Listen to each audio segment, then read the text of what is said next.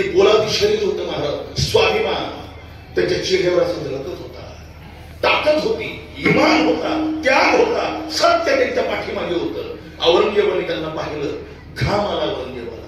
शंभूराजे धर्मांतर करा, पहिलं आमचे कोण कोण गद्दार तुम्हाला मिळाले त्यांची नावं सांगा आणि आमचा खजिना कुठे ठेवला त्या 3 गोष्टी सांगा, तुमची मुक्तता करू.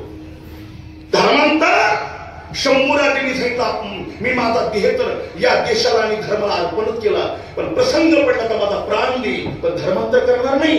मोठाले डोळे करून शंभूराजे औरंगजेबाकडे पाहू लागले.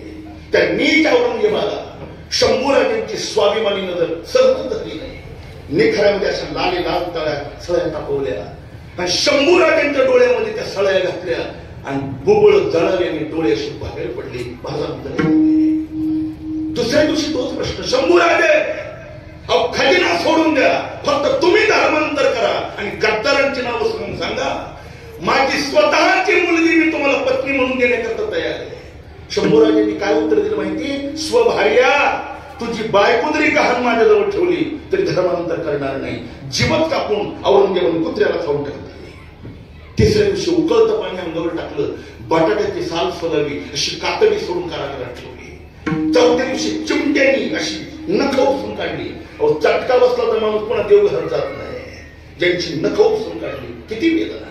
त्याच्यावर भागलं नाही, कुऱ्हाडीने पायाचे मुठ तोडत तोडत तोडत 18 दिवस एक एक अवयव तोडला. 18 दिवस एक एक अवयव तोडला. का? चैत्र शुद्ध प्रतिपदा हा हिंदू धर्माचा नवीन वर्षारंभ, त्याला नूतन वर्षारंभ म्हणतात. 31 डिसेंबर नाही म्हणून मी सांगितलं बरं. ज्याच्या धमनीमध्ये खानदानी हिंदुत्वाचं रक्त आहे तो 31 डिसेंबर साजरा करणार नाही, आणि केला तर खानदानी हिंदू नाही. त्यांनी समजायचं आपल्या रक्तात दुसरी भेसळ असली पाहिजे. आपली नाही तो नवीन वर्षारंभ.